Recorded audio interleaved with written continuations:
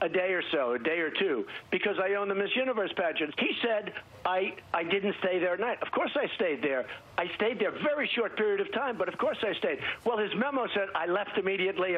I never said that. I never said I left immediately. We want to get to Kanye West. He tweeted that he loves you, that you're his brother. And he's got good taste. I have known Kanye a little bit, and I get along with Kanye. I get along with a lot of people, frankly. But Kanye looks, and he sees black unemployment at the lowest it's been in the history of our country. Look, it was very, very nasty. You know, with Little Rocket Man and with the buttons and, you know, my button's bigger than... Everybody said, this guy's going to get us into nuclear war. Let me tell you, the nuclear war would have happened if you had weak people. Mike Pompeo did go there. He wasn't supposed to meet with Kim Jong-un, but he did. They arranged, actually, while he was there to say hello. We have incredible pictures of the two talking. I don't watch NBC anymore. They're as bad as CNN. I don't. And by the way, I made them a fortune with The Apprentice. We bought this desk with that fortune. Joining us on set is Jason Johnson, politics editor for The Root and an MSNBC contributor. Ashley's still here, too. Go. You know, first off, the expressions on the face of the hosts, it's like that look you have when your uncle gets really drunk, starts telling stories, and you're like, you just have to smile and grin through it, hope he doesn't say anything too crazy. This is why his lawyers don't want him to talk to Mueller. Right. You put a camera or a microphone or an audience in front of this president, and he is just going to go on and on and on and on. He's going to admit things that he isn't supposed to admit. He's going to say things that are inappropriate and problematic and clearly proven to be lies. And this is one of the reasons why he has continually been a drag on every single person who wants to support him, because he's going to run their mouth and he's going to ruin things for him. Did you listen to, I mean, when you just see sort of the range, it's breathtaking. What's stuck out for you as the most? Well, two things. First, when he's talking about the war, like, again, the glib nature in which he talks about nuclear conflict scares the heck out of me. I'm an 80s baby. I remember the day after. Like, these are terrifying things. He's like, yeah, weak people don't get into nuclear wars, but you're arguing about buttons. The second thing is, I'm sorry, and I had a moratorium on talking about Kanye this week, but I got to tell you, when the president starts bragging about all the things he's done for black folk, Kanye West doesn't represent black people. Listen to All Falls Down. This man has been lost for years. And so the fact that the president is still so out of touch that he thinks that talking about a lost, sunken place rapper who married into a reality TV family is somehow reflective of how black people in this country think, that shows this president has no idea what it takes to make America great. Ashley, one of my favorite things he talked about was about Melania's birthday. I think I have that. Let's play that.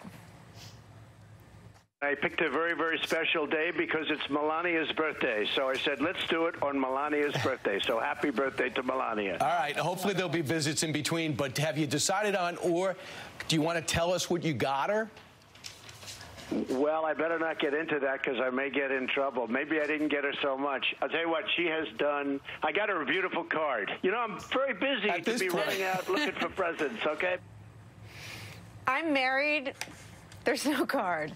Let me just read off a little bit of what past presidents did for their wives on their birthday. President Obama wrote to Michelle, to the girl from the South Side who took on a role she didn't ask for and made it her own. Happy birthday, Michelle. I love you. Beyonce sang, Paul McCartney danced, and Hillary Clinton schmoozed. George Bush gave Laura a dog, Miss Beasley, and also a triple-strand amber-colored necklace, all while they were busy being president. What do you make of the Melania birthday answer? I think most people who follow this president, we're not particularly surprised. There's something sort of classic Trump about his gift to his wife being a call-in television interview featuring himself. He sort of always manages to put himself at the center of attention, even when it's his wife's birthday. And our understanding, also, it's worth noting, and talking to people who are close to them, say that, you know, this is a tense time, a tough time in their marriage, where Melania is well aware of all of these allegations against the president. So sort of rough moment, and then the president does have an ability to make himself the center of attention, even if his wife is, in fact, I believe, turning 48. And you've interviewed the president. What surprised you about the interview? I couldn't believe that the Fox host didn't let him keep on going. How long would he have gone? Like, would he still be talking? I think he probably would have gone several hours. I mean, this is his favorite thing to do. We had the chance to interview him in July. Hope Hicks kept on trying to say, okay, last question, last question, last question, and all he wanted to do was talk. And we think he would have gone on for the rest of the day if he could have. How long did it sound like he would have gone on this morning? I honestly think he would have done several hours. The man loves this. He believes he is his best spokesman, his best strategist, his best lawyer.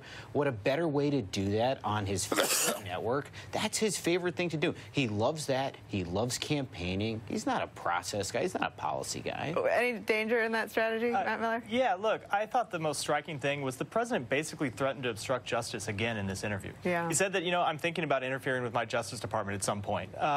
And we're just kind of used to it. It has become routine now for him to take this step that no other president has ever really done. And in a way, we kind of treat it as kind of the lunatic ravings of a deranged man. It's not something he's really going to do. I don't think we know yet. Yeah, time will tell. All right, my thanks to Ashley Parker, Mike Schmidt, Matt Miller, Jason Johnson. That does it for our hour. I'm Nicolle Wallace. MTP Daily starts right now. Hi, Chuck.